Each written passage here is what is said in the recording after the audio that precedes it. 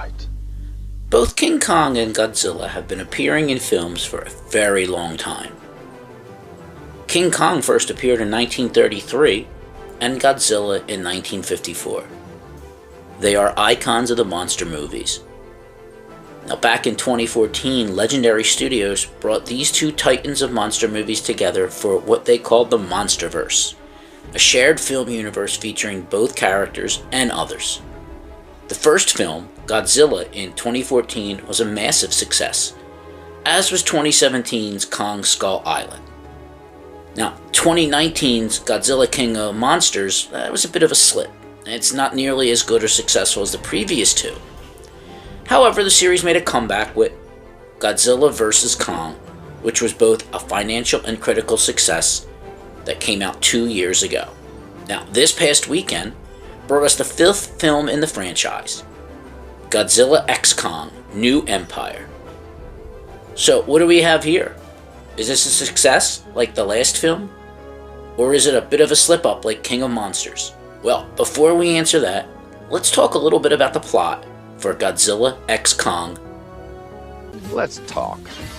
So here we find Kong and his human protectors undertaking a perilous journey to find his true home.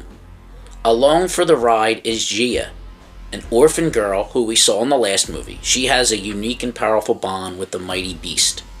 Her mother, Dr. Andrews, and conspiracy podcaster Bernie Hayes both return and take this journey as well, along with Trapper, a hippie/vet who specializes in taking care of big monsters. However, they soon find themselves in the path of an enraged Godzilla as he cuts a swath of destruction across the globe.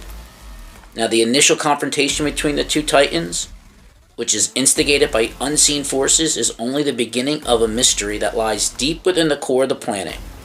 And when it's discovered that in an unknown area of Kong's Hollow Earth Kingdom lives the Scar King and his tribe of Kong-sized apes, along with a captured kaiju named Shim, who plan to attack and slave the Earth, it's up to Kong, Godzilla, and our human heroes to stop them.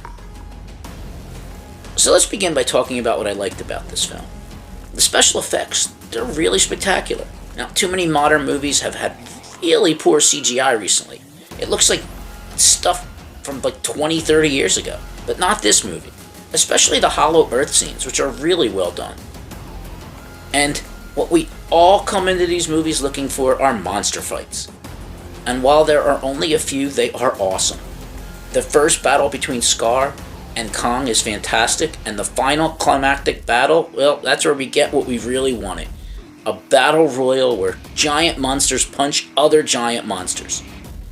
These fights don't look like poor CGI. You can actually see the money on the screen. Wow, that looks awesome!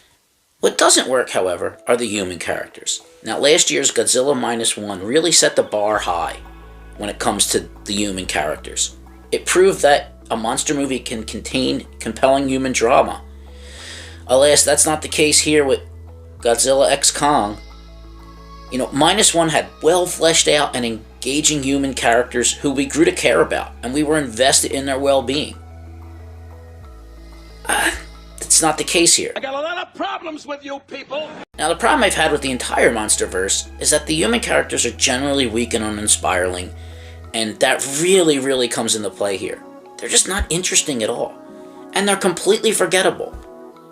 You know, they try to turn Gia into this mythical savior type at one point, and it feels so forced and useless. If you eliminated every human character from this movie and just had, say, Morgan Freeman narrate the film, not only would you lose nothing, but it might make it a more interesting film. Another weird thing was the soundtrack. Now, I don't usually talk about soundtracks, you know, but in several parts of the film, they would be this random 30-second clip of a late 70s, early 80s pop song. And listen, I love that era of music. It just doesn't fit at all. It's just so odd and distracting. I get the sense that someone decided, hey, people love pop music. Let's just throw some in. It just feels forced. So what we have here is a big, dumb, fun monster movie that's all about turning your brain off, sitting back with a bucket of popcorn, and enjoying the spectacular spectacle. There are humans in it, yes, but we don't care about them. as the real action is watching ape on lizard, and lizard on lizard action. Shift your brain into neutral and enjoy. It's not as good as Godzilla v Kong, but it's better than King of Monsters. I'd rank this 4th out of the 5 MonsterVerse movies. Worth seeing in a theater for the spectacle, but don't expect the kind of character development we got in Godzilla -1. Well, that's it for me this week. Tune in next week where I talk about whatever I've seen. And in the meantime, click that like button, subscribe, leave a comment, share this video with friends and enemies alike. And as always, thank you for giving me your valuable time, and I'll see you next week. Take care.